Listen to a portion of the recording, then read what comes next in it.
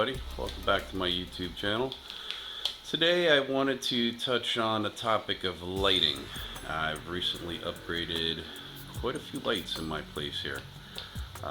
First one I would like to talk about is the YGROW up there. This is a YGROW LED Light, 1000 watt equivalent. Has a very high output. And this guy runs about $80 and uses about 125 watts for 1000 watt equivalent.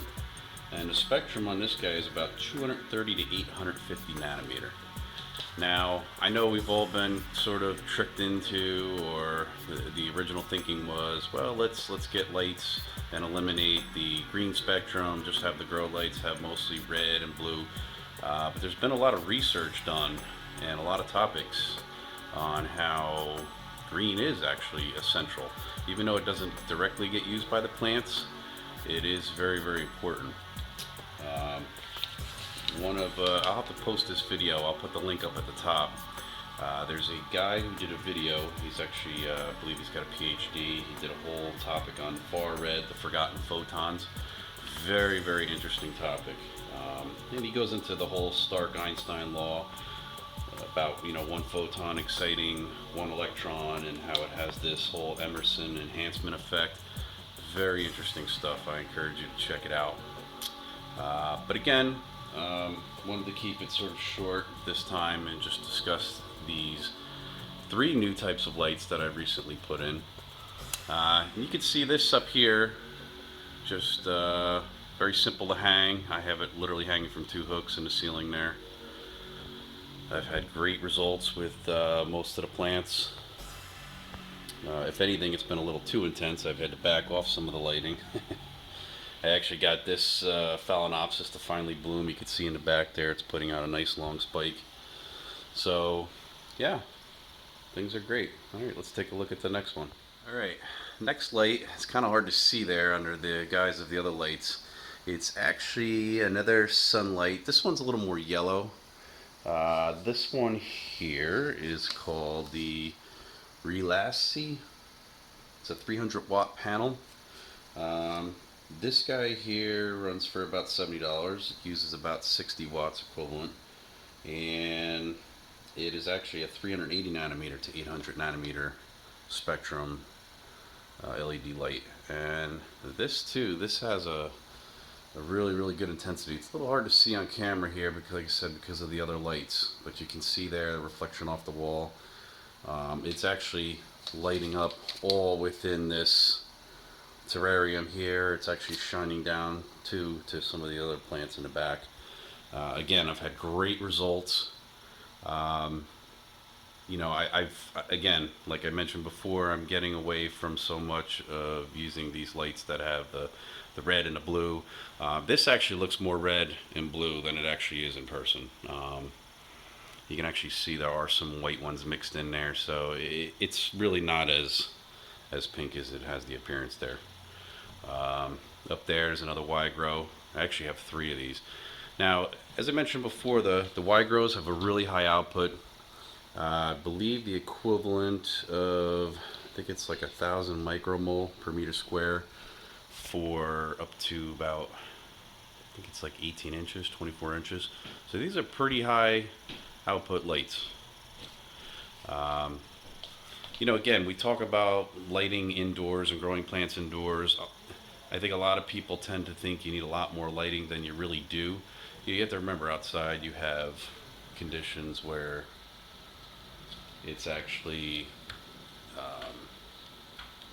raining, cloudy, so it's not sunny every day. In the case of growing indoors, you're pretty much using the same light intensity every single day. Okay, so if you average it out, you'll actually see that you probably don't need as much lighting as you think you do. Now, I happen to have my plants here facing I guess it would be considered southwest.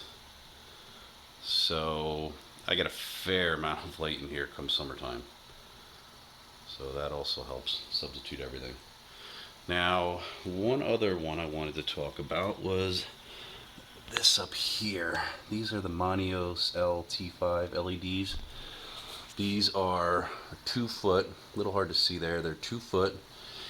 And these guys here have an equivalent of about,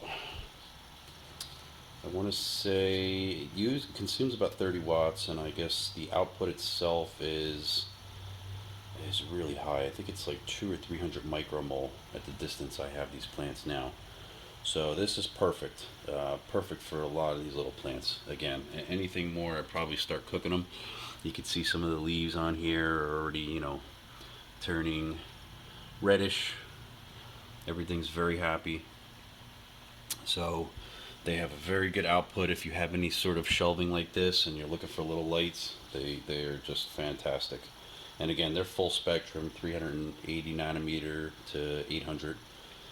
And those guys, I think they go for about, I paid $28 each fixture. So great value. I actually got rid of all my CFLs and upgraded to all LED lighting now.